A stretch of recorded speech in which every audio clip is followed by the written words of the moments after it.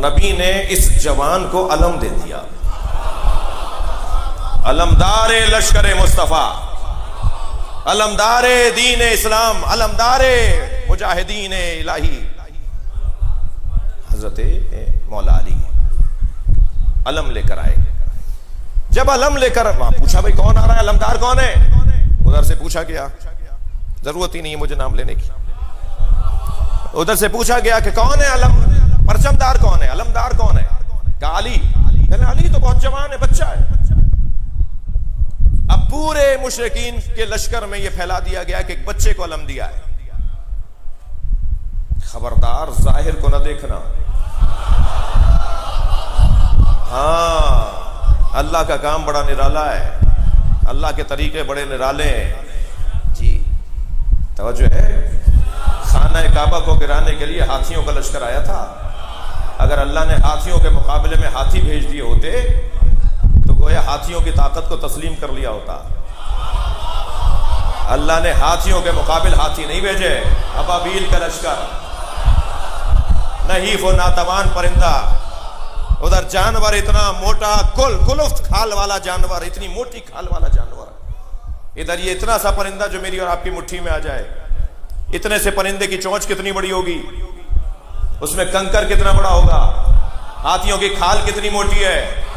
خبردار خبردار، اللہ کی طرف سے کبھی تمہارا مقابلہ نہیں ہوگا، تمہاری حیثیت ہی نہیں ہے۔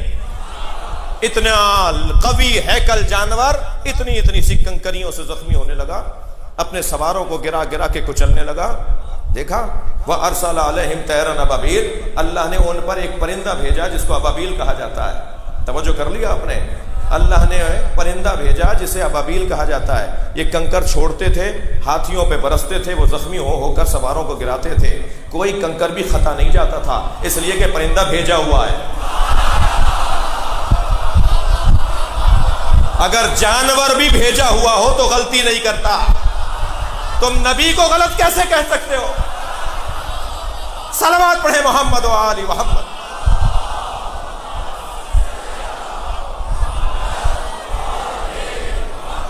بڑا مشکل دور ہے،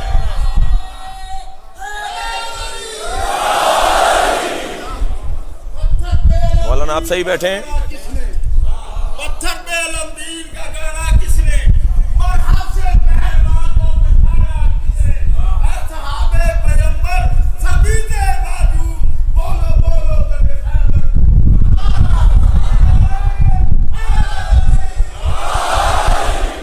توجہ ہے، اللہ کا کام بھائی اللہ کا ہے، خبردار اپنے کاموں کو اللہ کے کاموں سے تولنا نہیں۔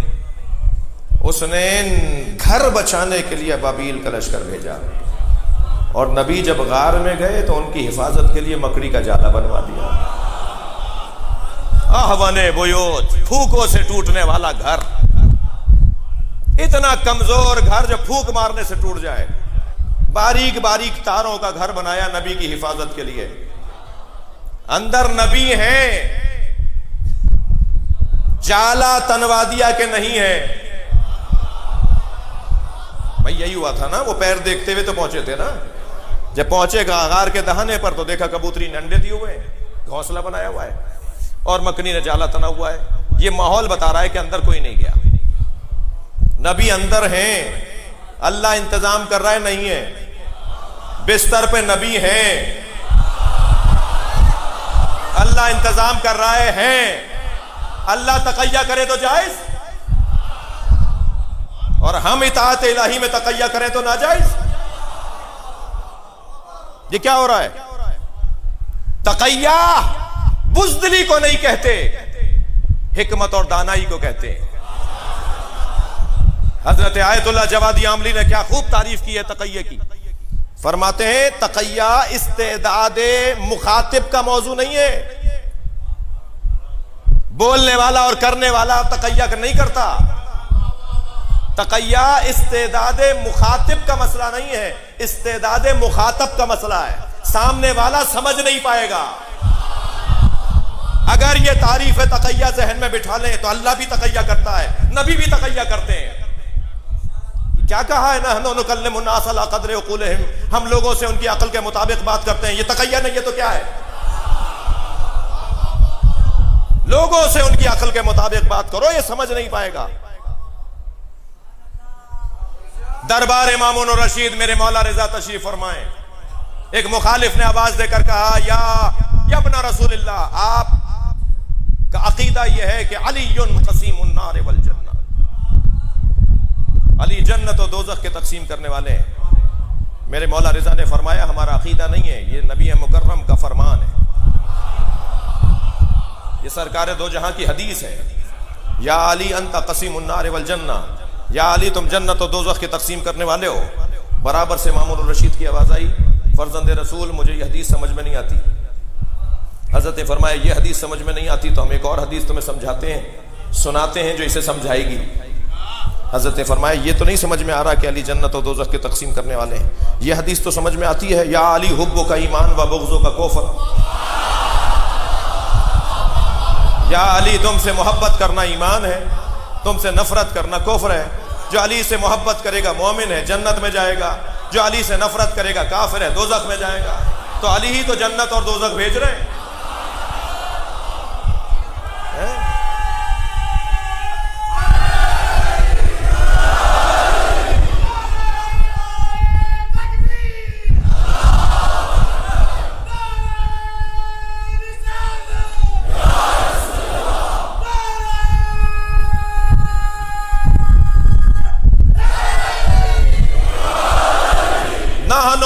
معاشر الانبیاء نکلم الناس علی قدر عقولہم، ہم لوگوں سے ان کی عقل کے مطابق بات کرتے ہیں۔ یہ کیا ہے؟ تقیہ ہے جی؟ منافقت، جھوٹ، دوغلاپن تقیہ نہیں ہے جی۔ سامنے والے کی اہلیت اور قابلیت کو دیکھ کر بات کرنا۔ میرے مولا رضا نے بتا دیا، جیسے ہی محفل برخاست ہوئی اب اصل تہروی نے جوتیاں سیدھی کی۔ میرے بچوں اس گھرانے کی جوتیاں سیدھی کرنے کی عادت ڈالو۔ جو یہاں جوتیاں سیدھی کرنے والا ہوتا ہے نا، جو یہاں جھکتا ہے اس کا سر بلند ہو جاتا ہے۔ تو اس عاجزی، اس دروازے پر عاجزی، اہل بیت کے دروازے پر عاجزی انسان کو امیر بناتی ہے۔ اب اصل تہروی نے جوتیاں سیدھی کی اور جوتیاں سیدھی کر کے امام سے کہنے لگے مولانا، مولا وہی جواب ہے جو آپ نے دیا۔ فرمایا وہ ان کے لیے تھا، تمہارے لیے اور ہے۔ مولانا حضرت ابا سلط فرمایا فرمائے میرے لیے کیا جواب ہے؟ میرے جد محشر میں کھڑے ہوں گے، میرے جد علی محشر میں کھڑے ہوں گے، جنت سے کہیں گے یہ میرا ہے، دوزخ سے کہیں گے تیرا ہے۔ لوگوں سے ان